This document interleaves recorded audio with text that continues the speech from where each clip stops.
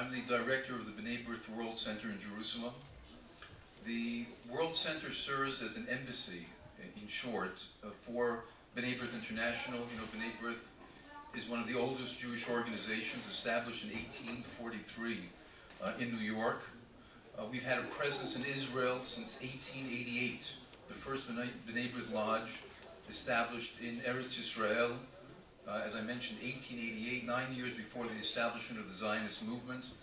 Our members here were already involved in establishing the first Jewish Hebrew kindergartens, the first adult Jewish education, the first library, and the building still exists on B'nai B'rith Street. It's a historic building, and I invite all of you to visit the building.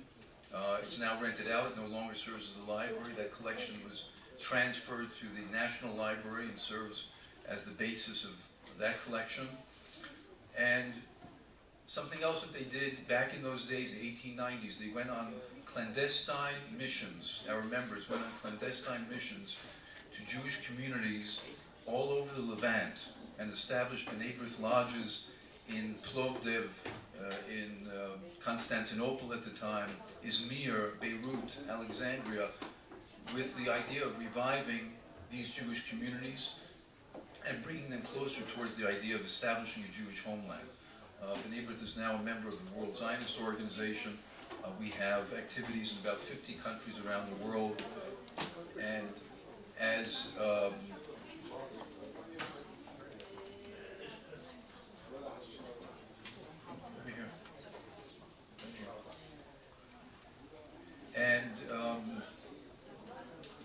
as such, we have taken on various projects in Israel, educational projects among others, and one of them that has occupied us very greatly over the last 15 years has been the issue of Jewish rescuers, the heroism of Jewish rescuers during the Holocaust. We've all been familiar with the term righteous among the nations, or some people know it as Rightous Gentiles, but the formal name is righteous among the Gentiles. Yad Vashem has recognized about 26,000 righteous among the nations all over Europe who risked their lives to rescue Jews. And there's really a wonderful project that Yad Vashem, and through Yad Vashem, actually the state of Israel has taken upon itself. They deserve all of the honor that we're able to bestow upon them because of the way they reached out to Jewish people and rescued them and ensured that that there would be Jews alive in Europe, actually, after the Holocaust. But what we've taken on ourselves over the last 15 years has been the issue of Jewish rescuers. And unfortunately, these are people who, by and large, have been forgotten in the historiography of the Holocaust, partially because, as I say, the focus has been on non-Jewish rescuers.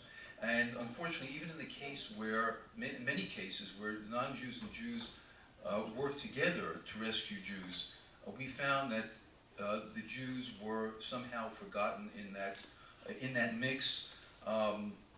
We haven't quite gotten to the bottom of the reason how that happened, but we very much want to change the picture. And together, today I can say, together with Yad Vashem, I think that is changing to a degree, and I think we're making inroads and bringing also the issue of what we call Jewish self-rescue also to the fore. And the reason this came about is because many years ago, I say 15, but I think that now more than that, Chaim Root, who is here with us, a child survivor of the Holocaust who was rescued by Jews and non-Jews, came to me and asked, we had known each other already in an earlier project that we cooperated on, and he turned to me and asked that we, as B'nai B'rith, take up this topic because he was rescued by Jews and non-Jews alike, and suddenly recognized that it was only the non-Jews in that mix who had been recognized and whose names were known. So Chaim put together a committee of many survivors, a number of rescuers who are still alive, and myself, and together we have been working on this project in different trajectories over the last 15 years. One of them is a major event, ceremony that we hold in the B'nai B'rith Martyrs Forest on Yom HaShoah. Yesterday, we held it for the 15th consecutive year in the Gvilei Ha'esh, if you know the Scroll of Fire Plaza at the top of the Martyrs Forest. And we focused this year's ceremony on the rescue of Jewish children in Amsterdam, in what is known as the creche, or the children's home in Amsterdam. And there's no better person to speak about that rescue effort that involved Jews and non-Jews than the person who is sitting here on my left, who we invited to Israel. This is Dr. Bert Jan Flim, who agreed and accepted our invitation to come to Israel for the ceremony, to speak at the ceremony, and then also to conduct a number of interviews and lectures during a short visit to Israel. He's here with his wife, Elizabeth, and we're very pleased that you agreed to come. I'll give you a brief introduction and background about Dr. Flim, and then we'll move into his lecture. Dr. Bert Jan Flim completed history studies at Groningen University on the NV, which is a resistance group that saved about 230 Jewish children during the Second World War. He completed those studies in 1987, but continued his intensive research of the rescue of Jewish children in Holland and submitted his PhD thesis in 1995 entitled "Because Their Hearts Spoke, The History of the Organized Assistance to Jewish Children in the Netherlands, 1942 to 1945. This monumental work was first published in Dutch in 1995, with a second edition in 1997, and an abridged English version was published in 2004 by Cornell University, New York. Dr. Flim was co-editor of the Encyclopedia of the Righteous Among the Nations in the Netherlands section, and did that between 1997 and the year 2000. And he was a member of the Maroor organization of the Netherlands, which is the Claims Conference of Holland. And he was there from 2000 to 2001. And he was also a researcher at the Dutch Institute for War Documentation from 1997 to the year 2000. He is currently a senior lecturer in history at Friesland College and is involved in teacher development and the science of education. What might be more interesting to most of you is that Dr. Flim's late father, Herman Flim, and his parental grandparents, Berend and Gerada, were recognized as righteous among the nations in 1981. They ran a bakery and worked conscientiously to undermine the German occupiers throughout the war. Among other things, Herman and a friend hid an Allied pilot in a summer house looked after by Berend.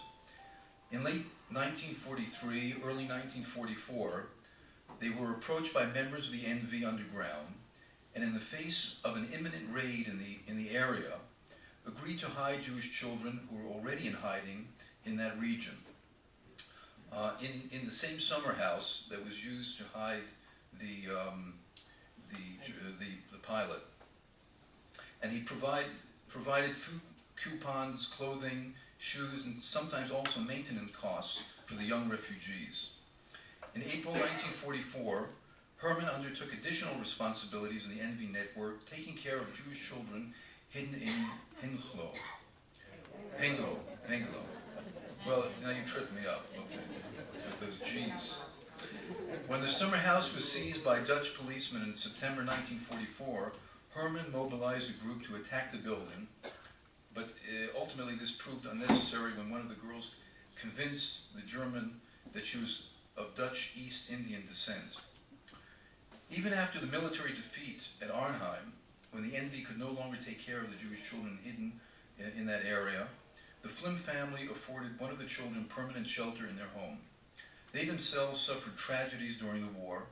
Their 17-year-old son was killed, and their bakery and adjoining residence was destroyed in Allied bombing. And I think with that, I'd like to turn over the floor to Dr. Flynn. We'll hear his presentation, his lecture, and please hold any questions for afterwards. So thank you very much.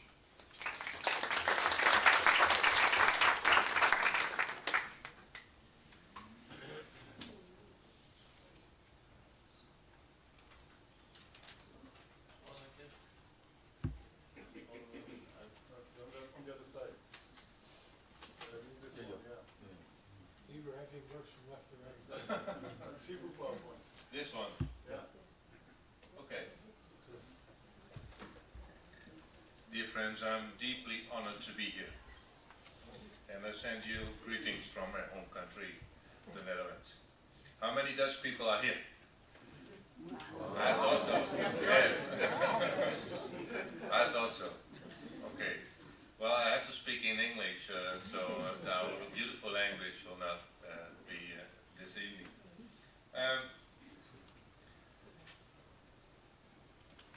I'm here to tell you about the now world famous Jewish nursery in Amsterdam, from where about 600 Jewish children were taken, escaped to safety.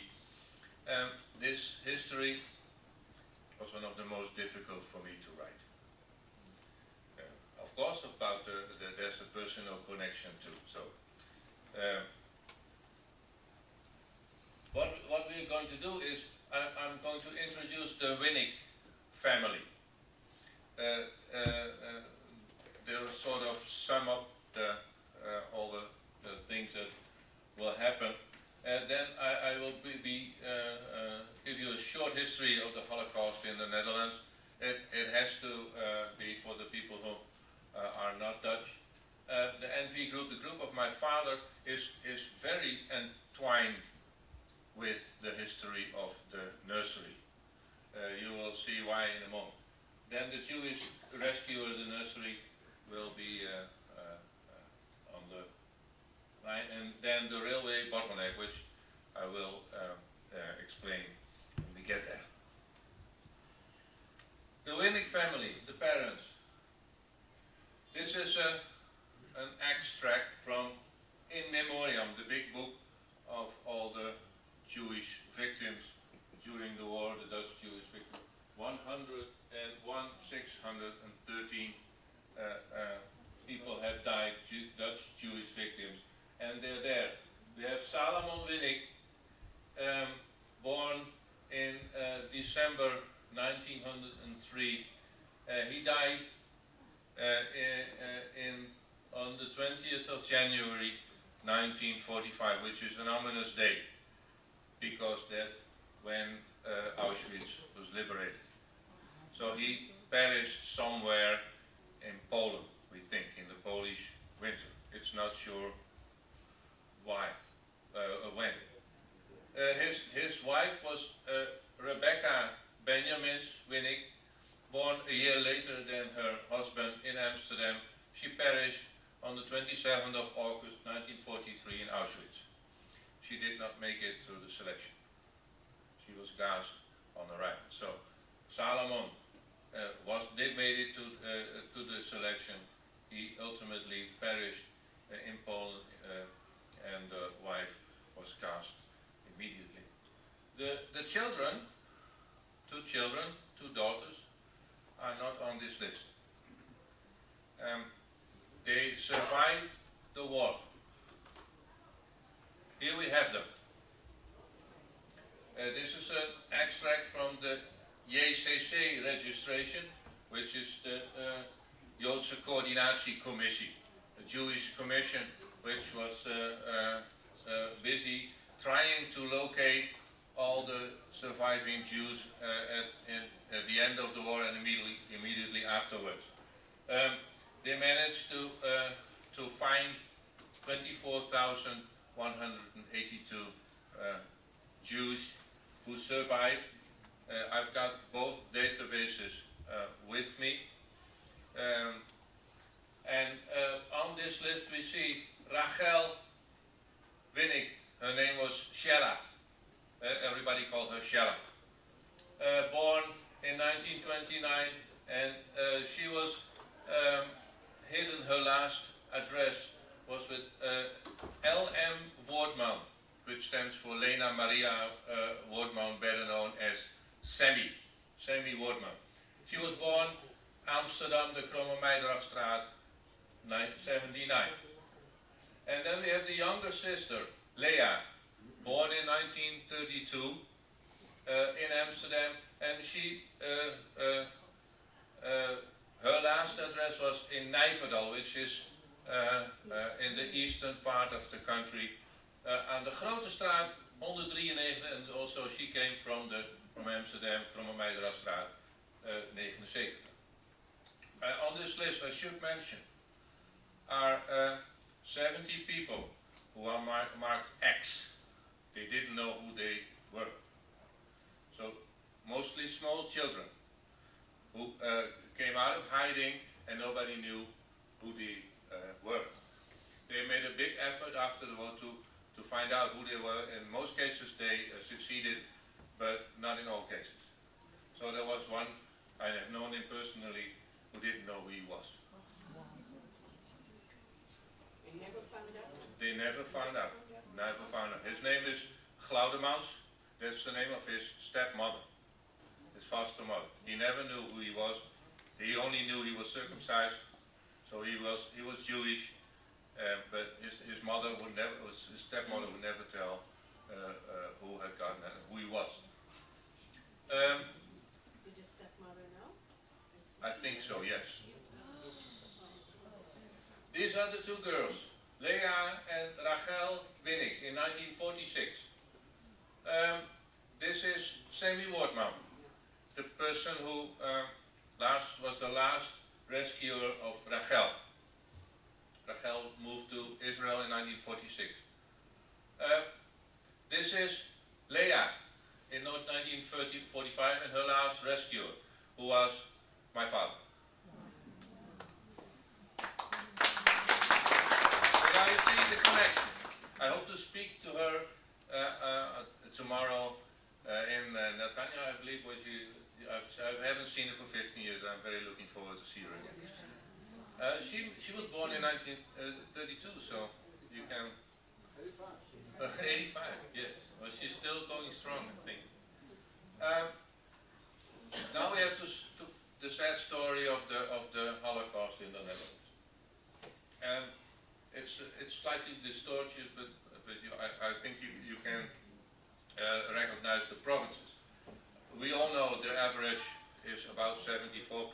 It's the highest death toll in the Western Europe. But also you see that there are marked differences in these percentages. The north was very high. That's because it was emptied in October 1942. In one big sweep, they emptied the three northern provinces, by and large. Of course, the percentage is very high in the western provinces because that's where the Jews lived, mostly. They were, if you live together, close together, it's easy to round up. In the northern provinces, we have the camp Westerbork in Drenthe, the transit camp. We have a town called Winschoten, a small town in the eastern part of Groningen, where 500 Jews were living. They made up a big percentage of the village. Nearly all were killed. We have the Veluwe, a part of the province of Gelderland. I think there lived 10 Jews there, spread over the whole Veluwe. They never bothered to round them up. They were still living there at the end of the war. It's okay, but that's the mental assignment. I mean the Jews outside of the Apeldoornse Bos, of course, yes. So there in the interior lived 10 Jews who were not rounded up at all. And then of course there's the low percentage in Overijssel, the province where I come from. And this is one of the major cities in Overijssel. It's called Enschede, If you are not Dutch, you cannot pronounce it. Enschede. And in Enschede lived about 1,300 Jews. And from these 1,300 Jews, about 100 were taken off in October 1941. So very early in the war, these 100 young men from Jewish descent were taken from Enschede. And there were a few men, among them this person, Leendert Overduin, who became very, very angry at this. Moreover, the parents of these 100 Jews, they got death notices at their home. Your boy has been shot dead when he had tried to run away, which was of course not true. He died in the pit of Mauthausen. And because of these death notices, Leendert Overduin, the referent here, he set up, together with the Jewish Council in Enschede, on the leader was Sieg Menko, one of the big Jews in Enschede. He set up an organization to prevent this happening again. So, as early as 1941, this man, together with the Jewish Council, found addresses for all the remaining Jews in Enschede in case the situation got worse. When, after a year, in 1942, the situation did get worse, there were hiding addresses for every Jew in Enschede. They did not take upon the offer. Some even decided, even then, to board the train. In total, this man and his organization saved about 800 Jews, the highest in all of the Netherlands. This is a sad graph of the monthly deportations. I will take you along with this briefly. Here we have non-regular deportations. The boys who were sent to Mauthausen on flimsy reasons were captured by the Germans and were sent to Mauthausen. This is in July when the regular deportation started, when the German murder machine got on the way. This is also the point at which the rescue operation started, but very small and amateur way. This is the northern provinces. I'll show you the graph in this is the 12,000 northern Jews that were taken and sent to Auschwitz and nearly all died. Here we have the Jewish asylum, the Apeldoornse Bos, mental hospital. When the boys who were sent to Mauthausen, I told you that there were death notices. This meant that you didn't want to go to Mauthausen, because it was known that if you were sent to Mauthausen, you would die. So what was the threat of the Germans? If you don't board the train to the east, we will send you to Mauthausen. So everybody boarded the train to the east. When this asylum was emptied, there came a crack in the German story, because these were mentally ill people. They were supposed to go to work in Germany, but that was very clear that they would not be working at all. So what were they going to do there? The first crack appeared in the German story. People started to not believe what they were told. And of course, of the people who were sent away here, no news came at all. The people that stayed behind didn't get any news from the people that went away. So, the Jews that got left behind are still there. They became more motivated to hide. This, of course, is the Sobibor segment. 34,000 Jews, of which only 19 returned. We all know Sobibor as the one-way street that it was. This is the end of in September, the end of the regular deportations. Holland was declared Judenrein. There were no Jews left. In reality, there were still 25,000 Jews in Holland in hiding. Of these 25,000 Jews, some 9,000 were caught, and they make up the majority of the people that got transported afterwards. And the last personnel of the Jewish Council. And then the railway strike in September 44, no trains were leaving for Auschwitz after this.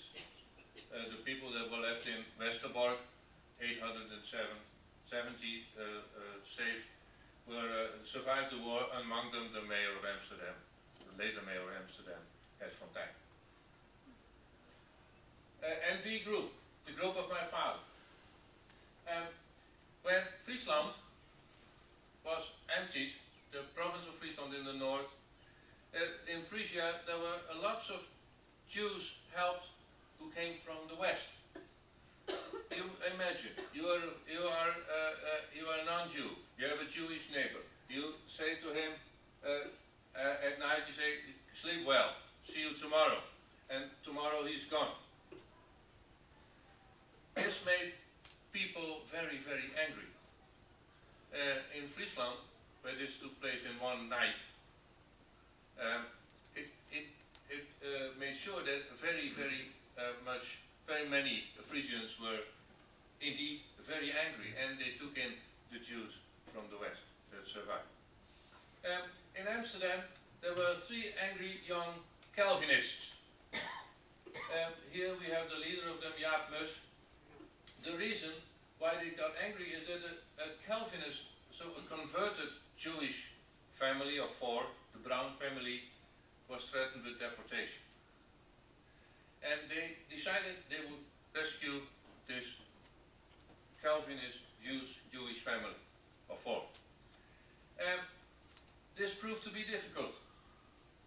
There were 3 adults and 1 adolescent boy, and it was very, very hard to find addresses, hiding places for these people.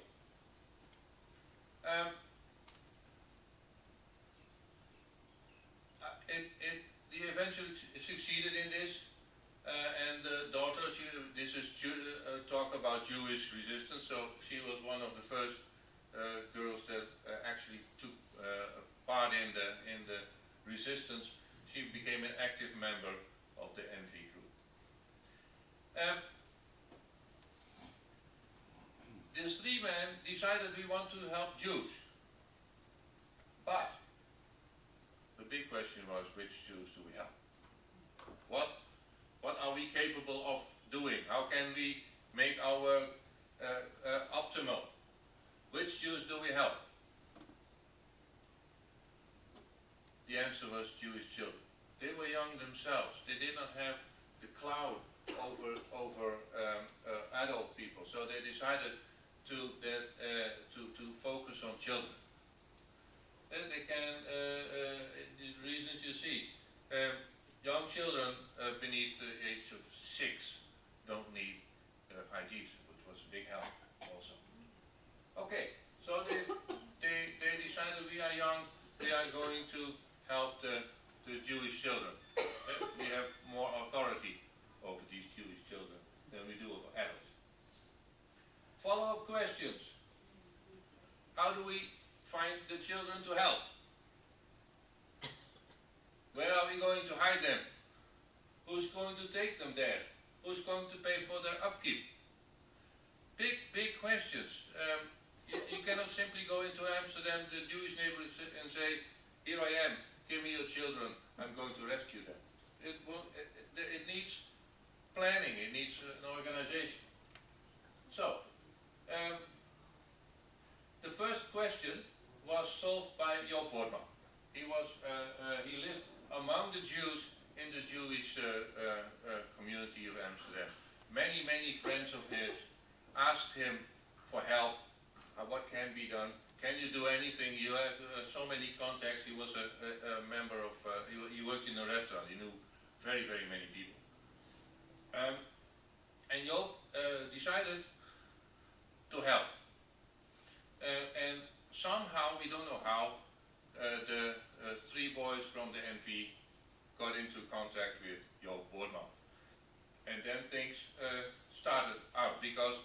Joop knew where to go, which people were motivated now to be helped, and the three boys in the meantime had found addresses.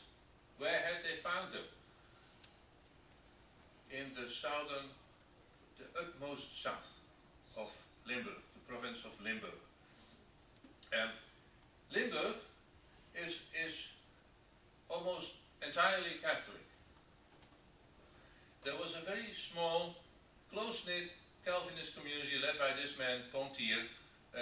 The vicar of the three boys brought them into contact with this man. In Heerlen, which is a town in the southern part of Limburg, there lived about 1,300 Calvinists. And these people managed to hide the children with this Calvinist group. They were Calvinists themselves. They went on to hide Jewish children with other Calvinists. So these two questions, it took time to solve. I can tell you the whole story, but it will take hours. Just trust me and say that only to solve these two questions, it would take about 4 months, 5 months. Then, who's going to take them there? Their children. They must be accompanied. That was relatively easy. The girls we know.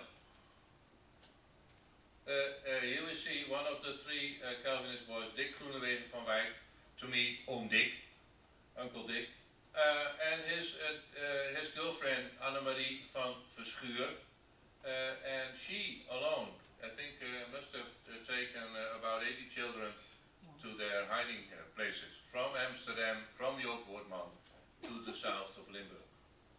Who's going to pay for their upkeep? The foster family, if possible. If not, the elite of the Protestant community. Pontier asked the more wealthy members of his congregation for a donation, and they all came up with the money. So this was organized. It took about 10 months in total to fine-tune everything, to organize all this. The members, the NV started growing. They learned how to do it. It takes time to know how to do it. You're not a professional resistance person in 1 or 2 days. They had to find out the hard way. So they were no longer amateurs. By then they had saved about 80 of the ultimately 250 Jewish children. And by then about 57% of the Jews were already dead. So the resistance lagged behind the German murder machine. Of the remaining 170 children, most of them were smuggled out of the nursery. Then one last thing about the NV. The three men, Jaap Meus, Gerard Meus, and Dick Groenewegen, hit about 200 children here with Calvinist foster parents. You can, I've projected this to the three cities. Then they moved up, when this was full, to Venlo, bypassing Roermond. Why?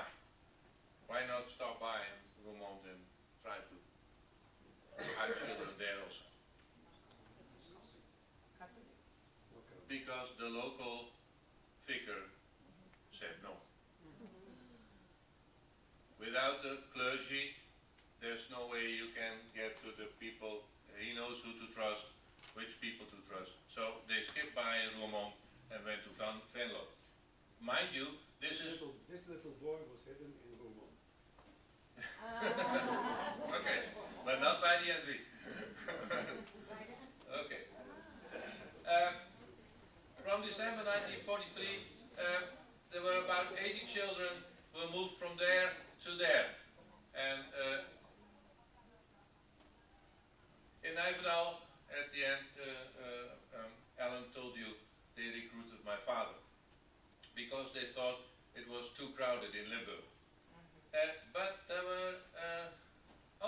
rescue organizations already in place. They had,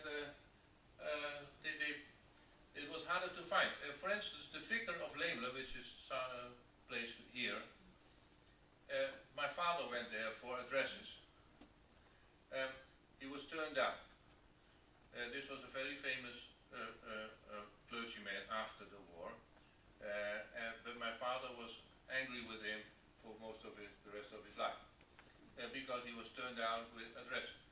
What turned out in 1995 that this clergyman had already given the addresses to somebody else, and he didn't tell my father.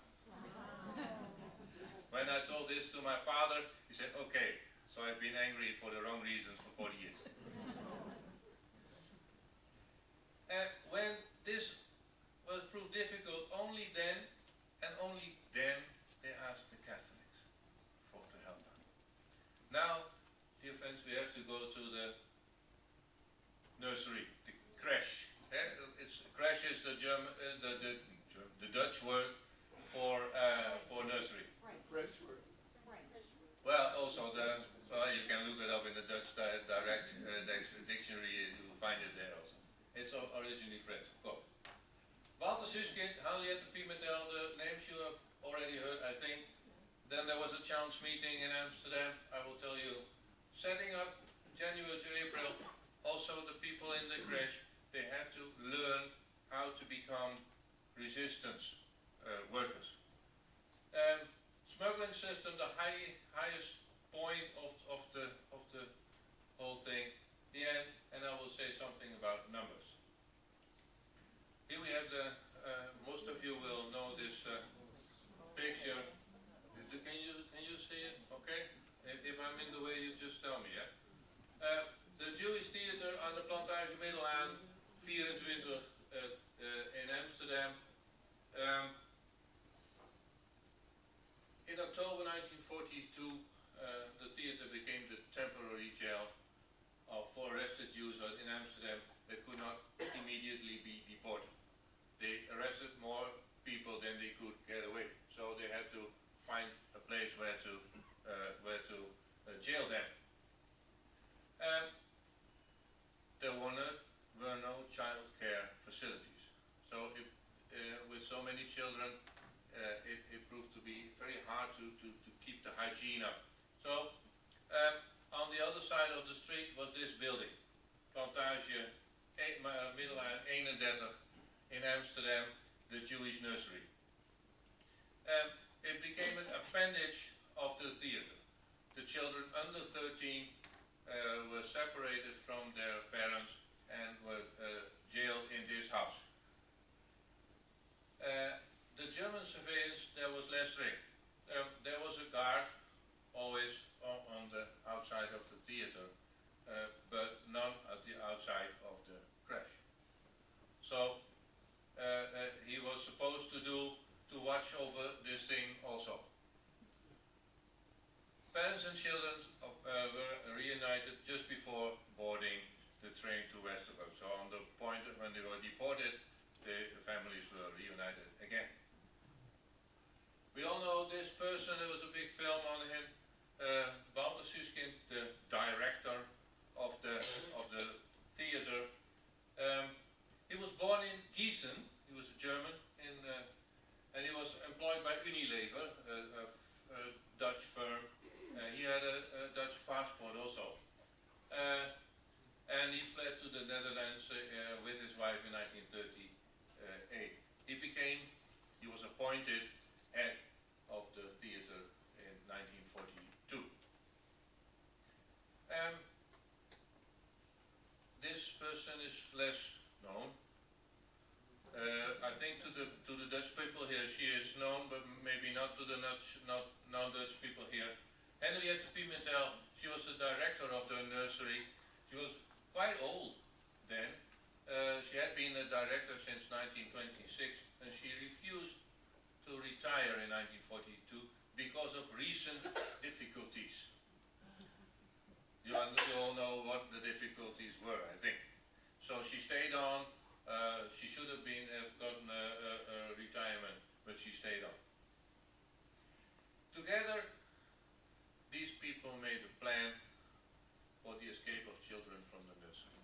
had noticed that the security there was lax. Again, big problems. How do we do this? How can we manage this?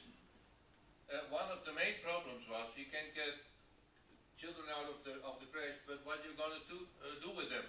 To whom are you going to give them? So they needed an outside organization to take these children to safety. And here is it where it may be unknown for a lot of people. This is Hans Kinsberg. Sadly, I only have a late picture of him when he was already 80 years old or so. He was 17 at the time of this chance meeting, and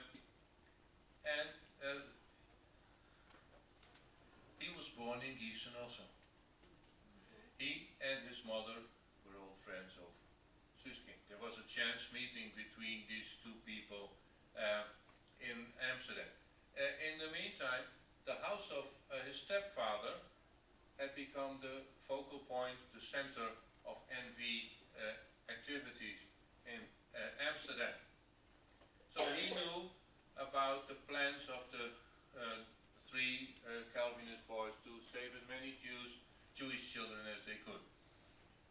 Suskind told Hans Kinsberg of his plans for an escape route for Jewish children.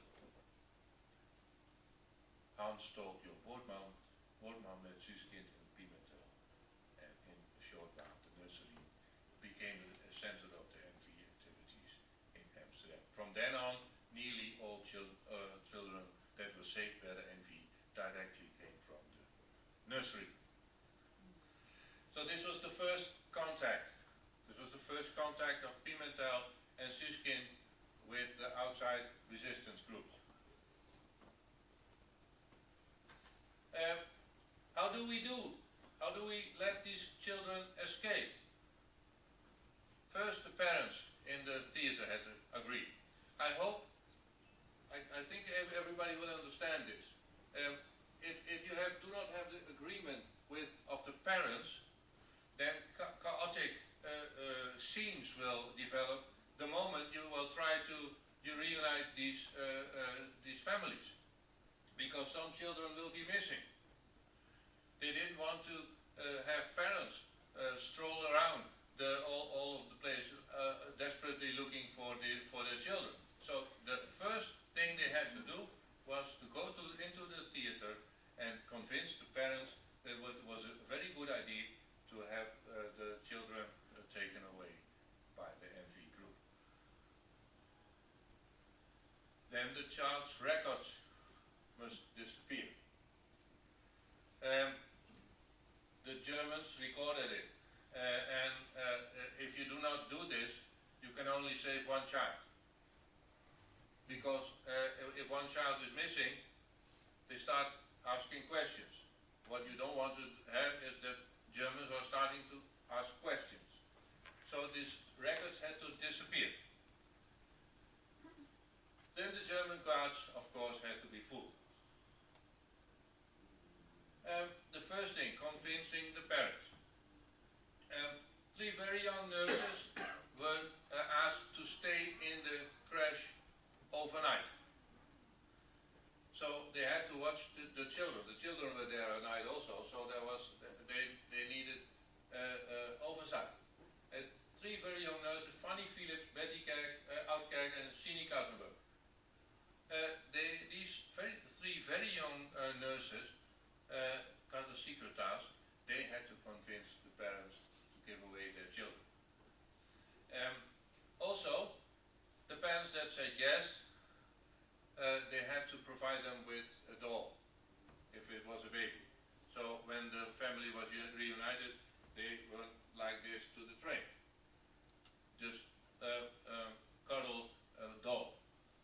And then, very important, they had to hand over the right children, the designated children, to the resistance.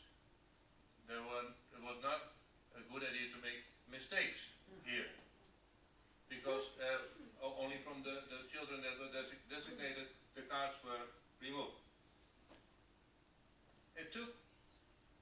of organization. I hope everybody understands it. It was a very well thought out operation. Here we have Sini Kattenberg, schoontje, what she is called, Cohen Kattenberg. She married Harry Cohen in July 1943. Both are alive still, so in July they will be married for 74 years.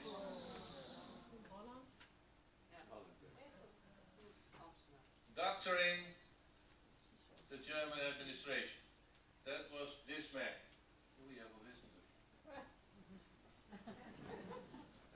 Can have a fly on his nose. Doctoring the German administration was done by this man, Raphael Felix Halverstad. Felix Halverstad was a wizard with administrative systems. He secretly removed the cards of the right children from the German administration in the theater. That he did himself. And there was a backup of this administration at the SD headquarters. People of the Jewish Council were working there to keep it up. So he had to instruct these Jewish colleagues of his in the SD headquarters to do the same. So the records were removed twice. All the while, this was a very tricky business because it was right under the noses of the German guard. Süskind fed alcoholic drinks to the German commanders, trying to divert their attention so that Raphael Felix could do this very, very dangerous work. As I told you, they had to learn. They had to know how to become a resistance worker. Here we see an outline of the neighborhood. Where's my? Okay. Here we have the nursery. It's quite a big building, and of course the Jewish theater on the other side is even bigger. Here the grown-ups were taken, and there the children were taken. Small numbers, initially small numbers, were taken and were smuggled out in all possible ways. Backpacks, babies having on their back, in laundry baskets. Any way they could think of, babies were taken out of there. Where were they taken? Mostly to this depot. It was a clothing depot of the Jewish Council, where a certain woman, I never knew her full name, I only know that she was called Nell. And she worked there and took in the babies, and they were collected by the resistance afterwards. So who took them from the nursery? The nurses. The nurses did. The nurses. The nurses did. In the backpacks, in the laundry, and even under their skirts.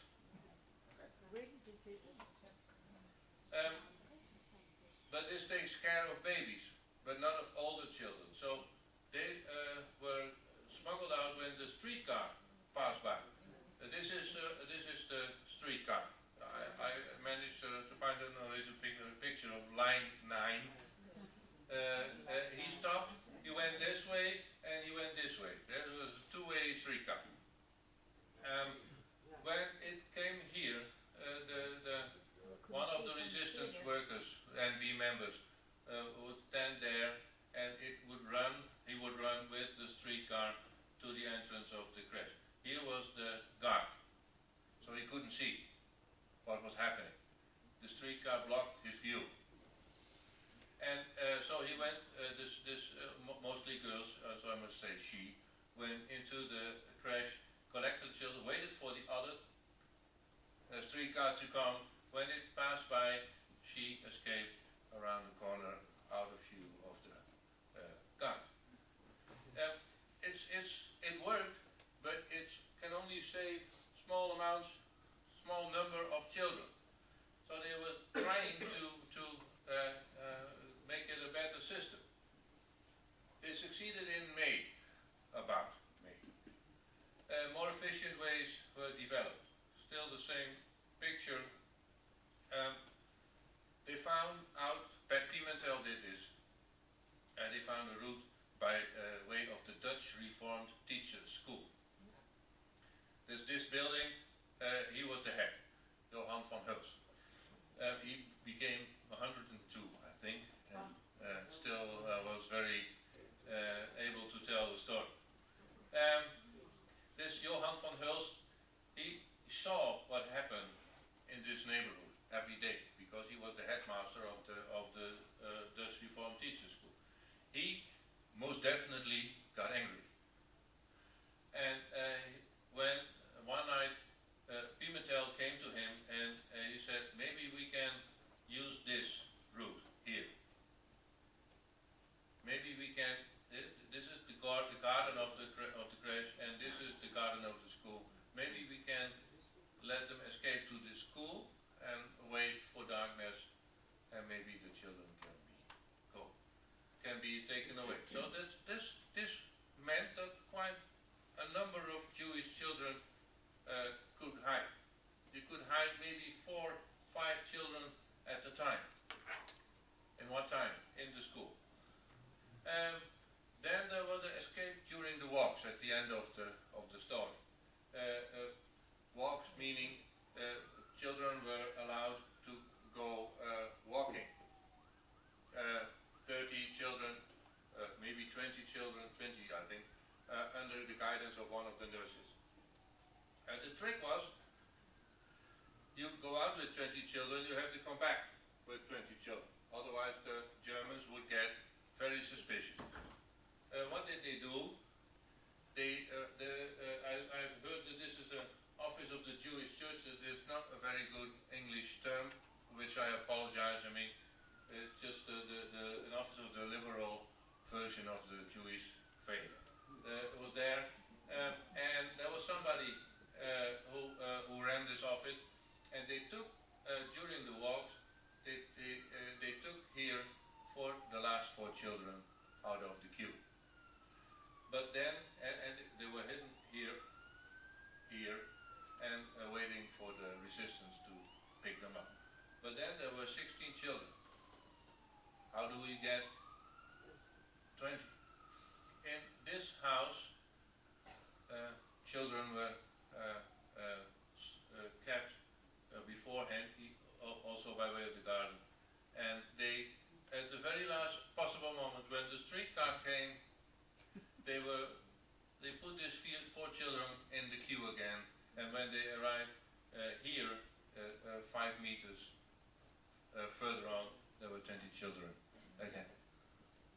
Very ingenious ways of, but you have to think about it. You have to invent all these techniques. Hundreds of children were taken to safety during that summer.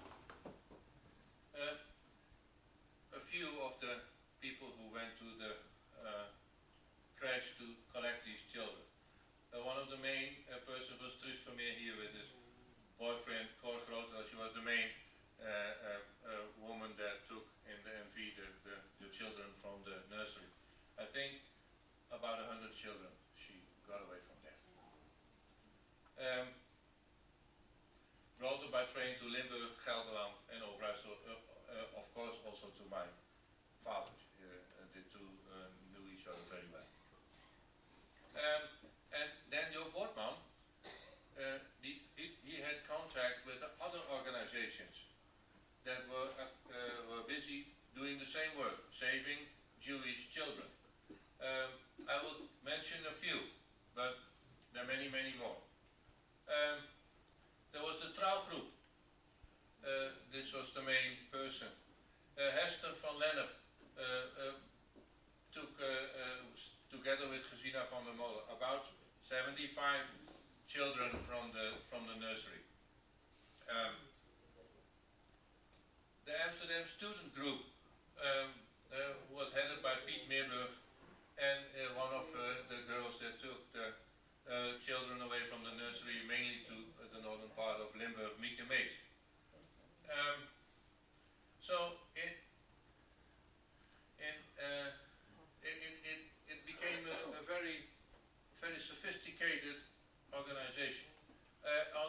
26th, Pimentel was deported and never to return. And this woman, Philly Cohen, was the new director.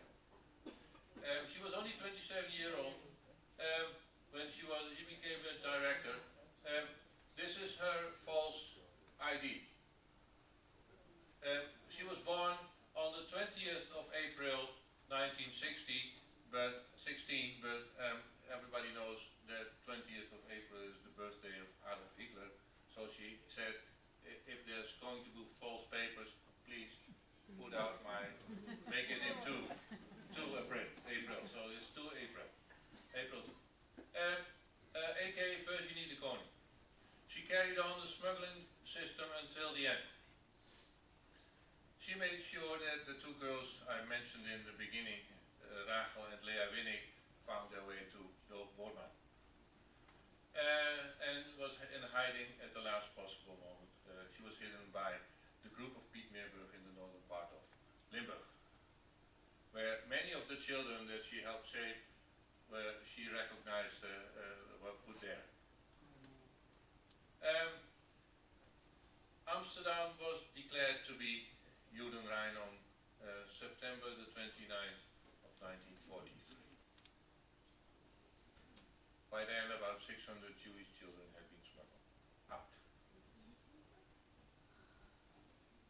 600 Jewish children were saved. 5,000 others were not.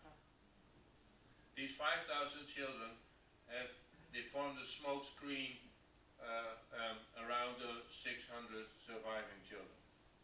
And they made sure that the Germans did not get suspicious. One of them, very famous picture, we only recently know who he is, Koenraad Huipgezang, Remy van Duinwijk, after the street where he lived, in the Duinwijk street, born in January 1942, hiding in August 1942. Was caught a few months later and taken as an orphan to the nursery, where he became very popular. Not only with Pimentel, but especially with the German guards. They brought him a big bear, and he went with the bear on the transport, because he was so well known, it would be noticed if he was smuggled out. The German guards would immediately notice when he was gone. So he was taken to Westerbork in April 1943 and gassed in May 1943. He was one of the 5,000 children that were deported, actually. How much time do I have left now? 5 minutes? Okay. This is something I want to share with you. It won't take long, but it's one of the reasons that the percentage is so high. And this is where the Jews live. Amsterdam, The Hague, Rotterdam. Most of them lived there. Most of the hiding places were here. You only could get there by train. There was no other transport. Cars were simply not working anymore. You could only get there by train, and the surveillance in this train was very heavy. So, if you want to take children from Amsterdam to the hiding places in the north and in the east and in the south, you can only take 1 or 2 children at a time. Big numbers would be suspicious, and they never solved this problem. So, many of the Jews that were left in May 1943, there were 33,000 Jews left in May 1943. Most of them probably were motivated to hide by then, but they didn't get a chance because of this. They couldn't get to the hiding places. And many of the families that wanted to help Jews here in this part never got Jewish guests at all. My father found, at one point, in one evening, he found 70 addresses, but he only got to 20 children. The rest of the addresses were not used. It's a pity. It becomes the railway bottleneck. I've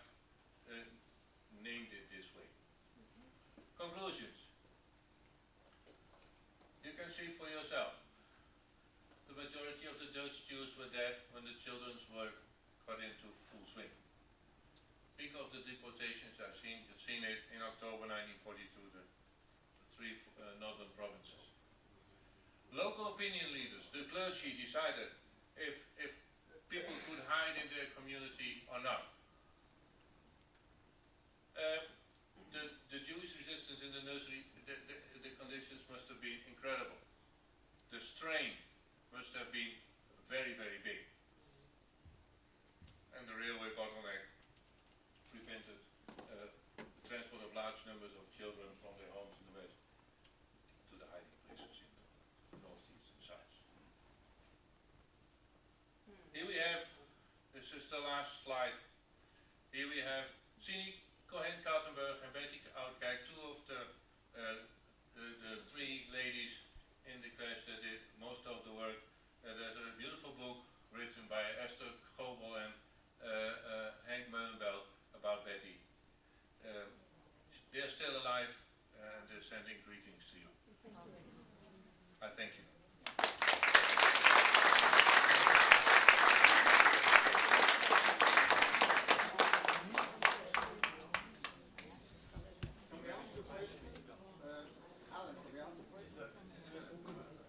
Yeah, we'll take questions in a minute.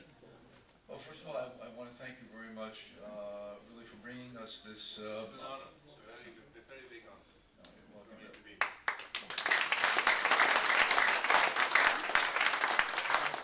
But on the one hand, this is a heart-wrenching story, obviously, about all the Jews, and including the children who perished. On the other hand, we saw the many non-Jews and Jews who put their lives at risk in order to rescue the Jews who did survive. So I think we have to learn both sides of the story.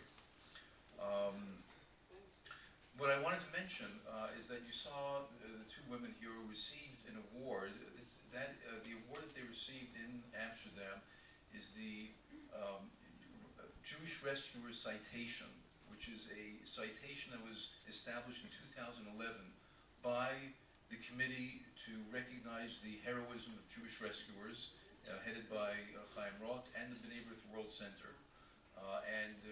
We established this, again, in order to begin to actually make up for lost time, about 70 years of lost time in which these people were not recognized. Some of them were recognized by their home governments, by governments of Holland, France, and other countries, but not by the Jewish world. And so we were trying to correct that today. And in fact, at our ceremony yesterday, we presented 8 awards to the children and relatives of 8 Jewish rescuers. And so until now, since 2011, we've recognized 169 Jewish rescuers. We've had ceremonies in France, in Amsterdam, as I mentioned, in the United States, in Canada just a few weeks ago, and in the coming months, I hope we will have another ceremony in the United States recognizing 5 additional Jewish rescuers, none of whom are alive today, but posthumously. Their children live in the United States. And tomorrow, we will present a Jewish Rescuer Citation to another one of the nursery school, or the nursery workers, Ines Fellner. Today her name is Fellner, or her name is Cohen, Ines Cohen, who is also one of the caretakers in the creche, in the nursery, and worked together with Betty and Sini and Pimentel in order to rescue Jews. You may have seen an article about her in Makor, in Yisrael Hayom. There's a full-page article on her Erev Yom HaShoah that appeared,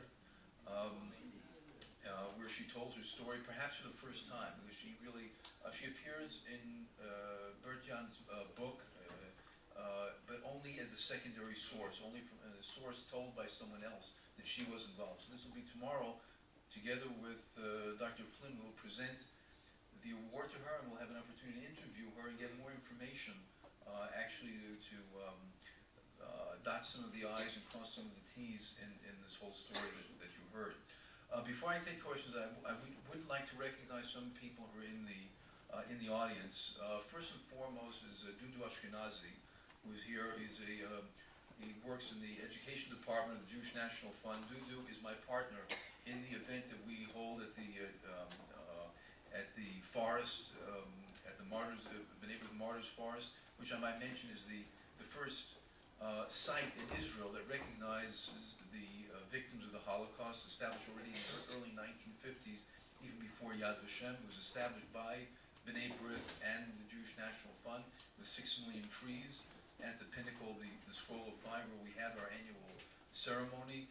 I didn't count, but Dudu tells me that yesterday we had 1,200 people at the ceremony. Very, very impressive. So, Dudu, I thank you for years now of cooperation, and I look forward to do it. Tomorrow we begin planning next year's event, so you get ready. We also have in the audience a number of survivors from Holland, some of whom also help with all of these events around what we're doing. Chana Arnon is here, survived the war, a Dutch survivor in Indonesia. We have Esther Rice Mosel here with us. Ilana Drucker, also a member of our committee. Yes, and we have Dr. Joel Fishman, who I consulted with. He's also an expert on the Holocaust in Holland, and I consulted with him early on about all of these issues.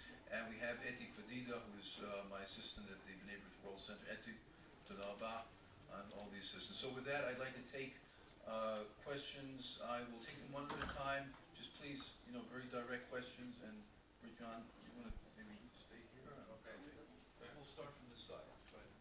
What happened? Okay. Hi, I'd like to know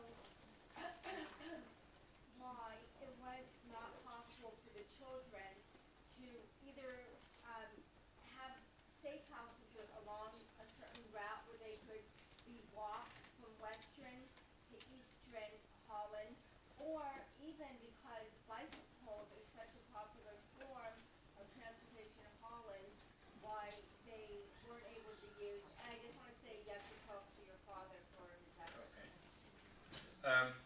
It's an interesting question. Thank you very much. I don't think it would have been possible to okay.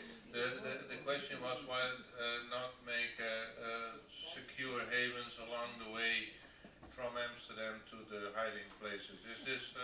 Yeah, and to walk, because I mean, let's say a young kid, Well, 8, can they walk on yes. I think it would be impossible to organize. Impossible? Yes. Not in those circumstances. It would take a lot of manpower. It would take. No, I don't think it would be possible. And the other question was, by bicycle. by bicycle, it's too far. If you take the children by bicycle from Amsterdam to Nijverdal, you'll be on the way for 160 kilometers. So it's too far. But there are bicycles. Okay. It's not a symposium. We're going to take some questions. Yeah. If we can, you go to all of them. Please. What happened after the war with these 600 children? Did they stay with the foster families? Did they somehow return to That's quite a different story. I will talk. I will try to answer this shortly, but you understand it is a very big thing in after the war. So let me just say that a very well-known psychiatrist in Holland was cited to say that the children were more abused, maybe. I don't know if it's the right English word, but or manhandled also after the war than during the war. So the mess was bigger after the war than during the war. They had to. They were children. Their parents were no longer there.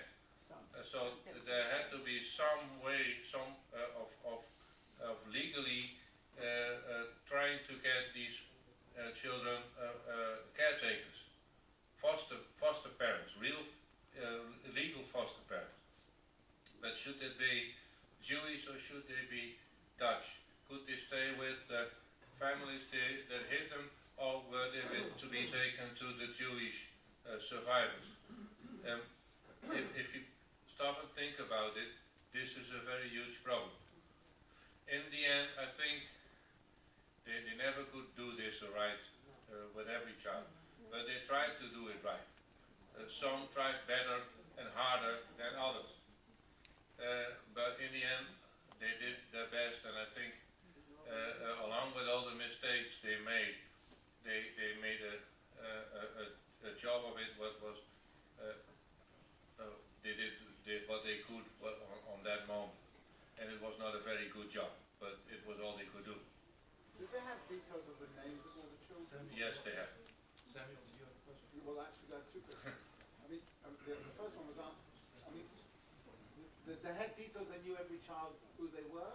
No, not every child. Not every child. There were some that were not known. And is that the public record? No, it's not a public record. Where is it? It's a database which I have, but I do not own it.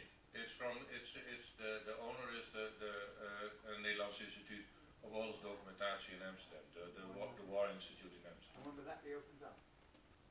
You can apply to have a look at it if you want to, and they probably say yes, but it's not. I cannot say yes or no. I can only show them, give you an inkling of this. Yes, I have two questions. The names of the resistance people that you mentioned in the course of your presentation, do you know if they were all honored by Yad Vashem as righteous among the nations? Hans Kinsbergen wasn't. Okay, and my And second... that's, no, No, I'm not referring to the Jewish people, I'm referring to the resistance he was, members. he was, It's not possible.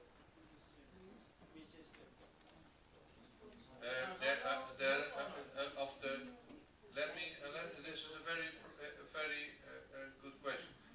In my research, there are about 80 people who done the work. I mean the big book, all the four organizations that help save Jewish children. I think about half of them are recognized.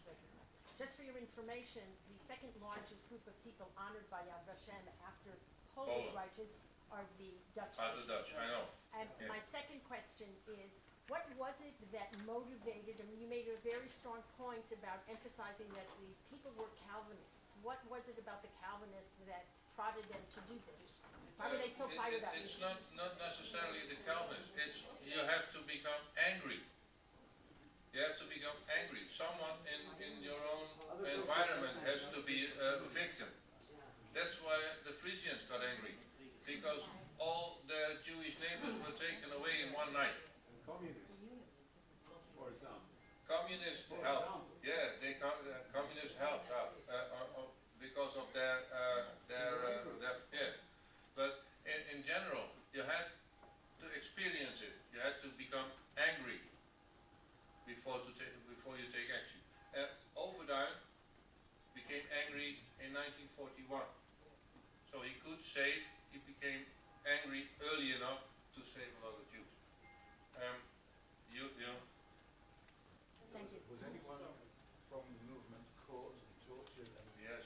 and divulged information which enabled the Nazis to find other people in the network? Not to my knowledge. They were taken and they were tortured.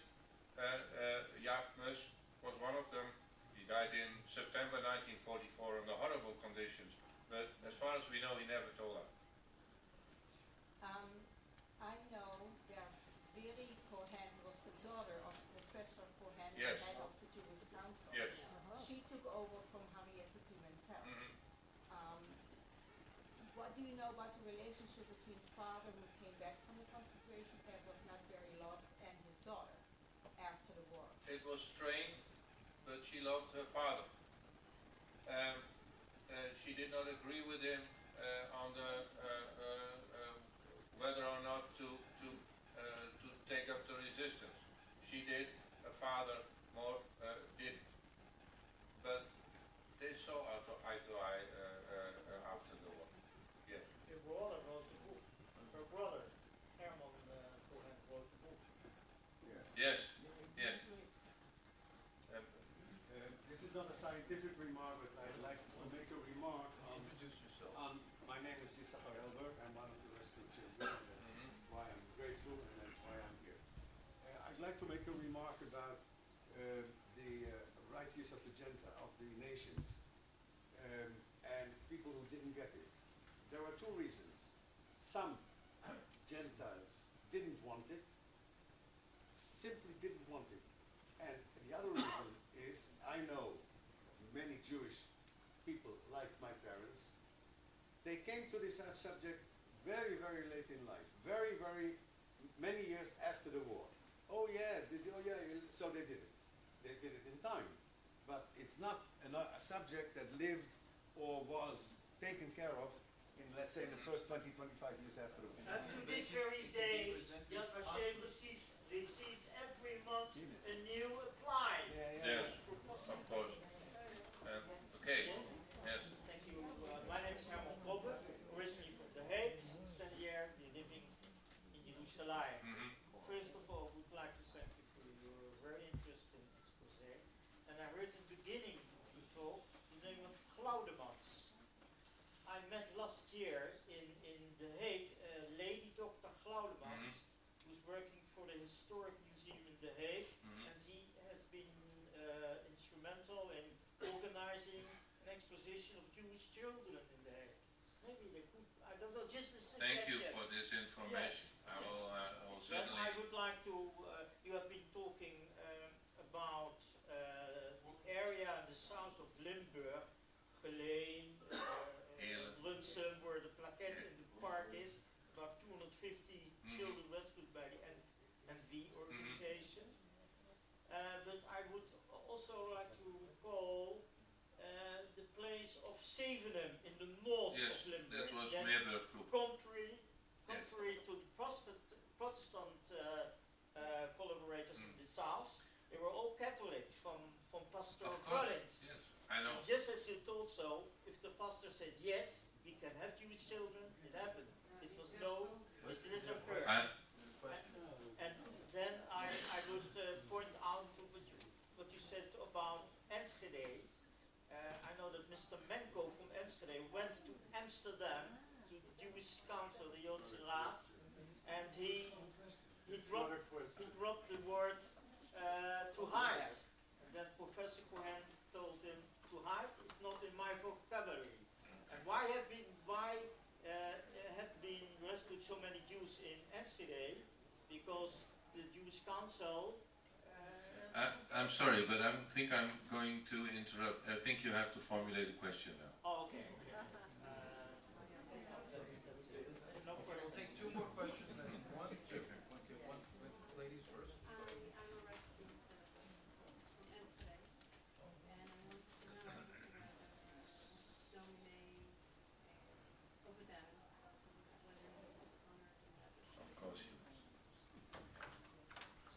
Last question. My name is David Eisman. My brother is sitting here. My sister and myself were rescued by the Unfaithful. I know. And what I wanted to ask you, the book you wrote, where can we you want to buy this? Okay. Of course.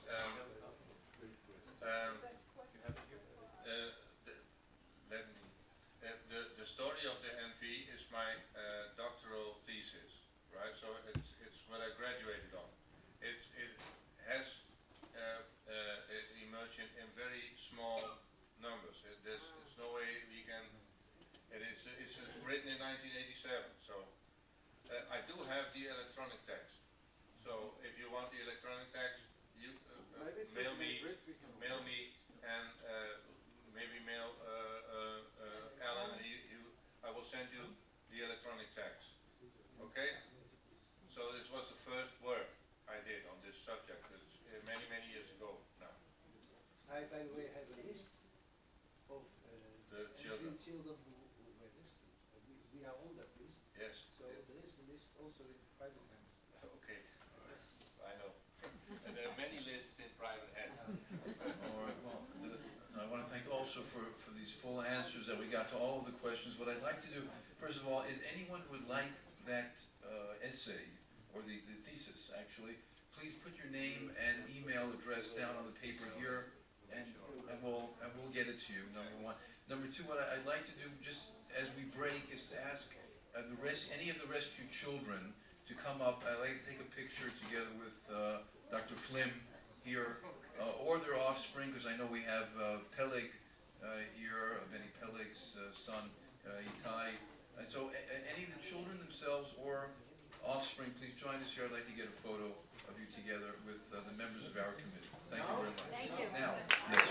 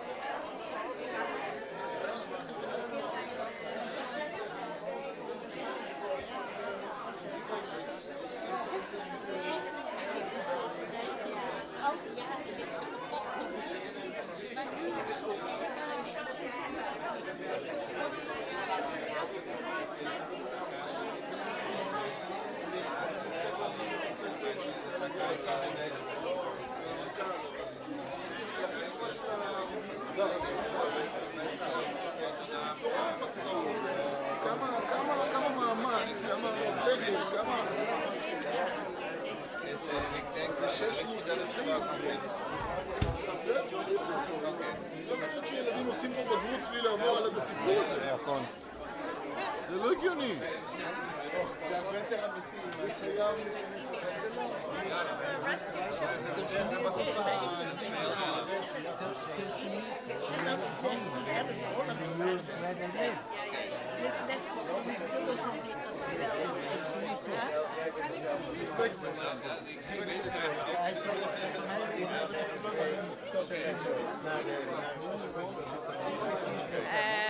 אתה רוצה לצלם? רגע, סליחה?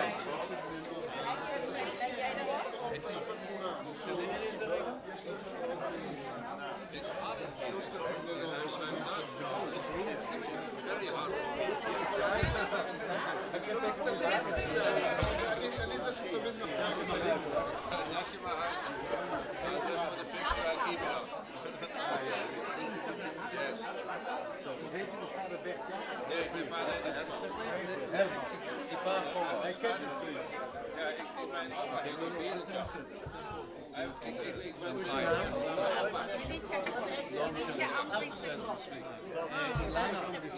בואי נסתכל למצלמה רגע. Ja, maar ik heb je niet. Ja, nu ben ik. Okay, here we go. Ik ken dat mensen, ik ken dat Okay, here we go. עד הסוף, תקפצי עד הסוף. עד הסוף לקפוץ. אין פלאש. אין פלאש.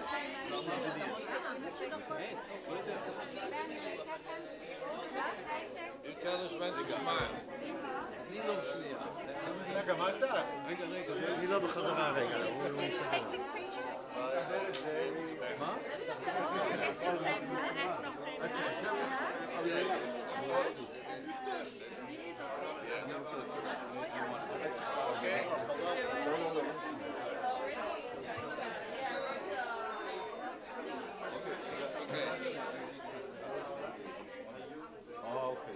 Smile. Very nice. Looking great. Everybody looking this way? Yes. We are. No, you go. By the end, you will be a professional photographer.